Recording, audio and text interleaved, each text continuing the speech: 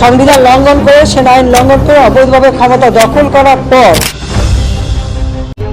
শেষ সময়েও অতিরিক্ত বল প্রয়োগ আর রক্তপাতের মাধ্যমে ক্ষমতা ধরে রাখতে চেয়েছিলেন শেখ হাসিনা। নিরাপত্তা বাহিনী কেন পরিস্থিতি সামাল দিতে পারছে না সেজন্য প্রকাশ করেন ক্ষোভ। রাষ্ট্রীয় বিভিন্ন বাহিনীর শীর্ষ কর্মকর্তাদের চাপেও তিনি ক্ষমতা ধরে রাখতে অনড় ছিলেন, কিন্তু পরিস্থিতি যে একেবারে নিয়ন্ত্রণের বাইরে তা তিনি কিছুতেই মানতে চাচ্ছিলেন না। পরে পরিবারের সদস্যরা সহ বোঝানোর পর রাজি হন পদত্যাগে। যাওয়ার আগে জাতির উদ্দেশ্যে একটি ভাষণ রেকর্ড করতে চেয়েছিলেন, কিন্তু ততক্ষণে আন্দোলনকারীরা শাহবাগ থেকে গণভবনের পথে। দেরি করলে গণভবন থেকে বের হওয়ার সময় নাও পাওয়া যেতে পারে। এই বিবেচনায় শেখ হাসিনাকে সময় বেঁধে দেওয়া হয় 45 মিনিট। এরপর দ্রুততম সময়ে পদত্যাগ করে সামরিক হেলিকপ্টারে ও শেখ রেহানাকে নিয়ে দেশ ছাড়েন তিনি। শেখ হাসিনা বা আওয়ামী লীগ কোনোদিন পালায় না। জাতীয় দৈনিকের প্রতিবেদনে জানা যায় এ তথ্য।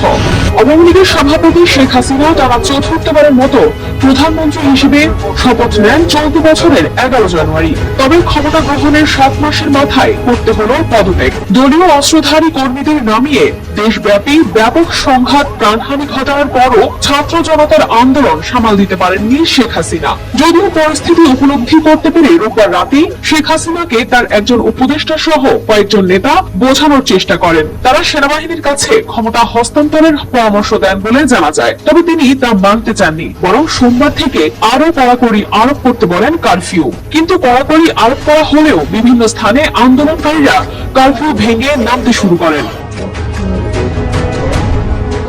বিভিন্ন বাহিনীর উচ্চ পর্যায়ের একাধিক সূত্র অনুযায়ী সকাল 10:30টার দিকে 3 বাহিনীর প্রধান ও পুলিশের মহাপরিদর্শককে প্রধানমন্ত্রীর বাসভবন গণভবনে ডাকা হয়। নিরাপত্তা বাহিনী কেন পরিস্থিতি সামাল দিতে পারছে না সে বিষয়ে ক্ষোভ প্রকাশ করেন তিনি। আন্দোলনকারীরা আইন শৃঙ্খলা রক্ষাকারী বাহিনীর সাঁজোয়া যানে উঠে লাল রং দিচ্ছেন, সামরিক যানে পর্যন্ত উঠে পড়ছেন। এরপরও কেন তারা কঠোর হচ্ছে না সেটি নিয়েও ক্ষোভ প্রকাশ করেন তিনি। এছাড়া বিশেষ করে এই কর্মকর্তাদের শীর্ষ পদে বসিয়েছেন সেটাও উল্লেখ করেন তিনি।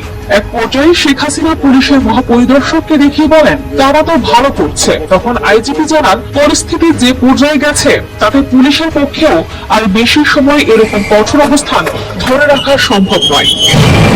ওই সময় শীর্ষ কর্মকর্তাদের পক্ষ থেকে বোঝানোর চেষ্টা করা হয় বল প্রয়োগ করে সামাল দেওয়া যাবে না এই পরিস্থিতি, কিন্তু শেখ হাসিনা সেটি মানতে চাচ্ছিলেন না। তখন কর্মকর্তারা শেখ রেহানার সঙ্গে আরেক কক্ষে আলোচনা করেন, তাকে পরিস্থিতি জানিয়ে শেখ হাসিনাকে বোঝাতে অনুরোধ করেন। শেখ রেহানা এরপর আলোচনা করেন শেখ হাসিনার সঙ্গে, কিন্তু তিনি ক্ষমতা ধরে রাখতে অনড় থাকেন। এক পর্যায়ে বিদেশে থাকা সজীব ওয়াজেদ জয়ের সঙ্গেও ফোনে কথা বলেন একজন শীর্ষ কর্মকর্তা।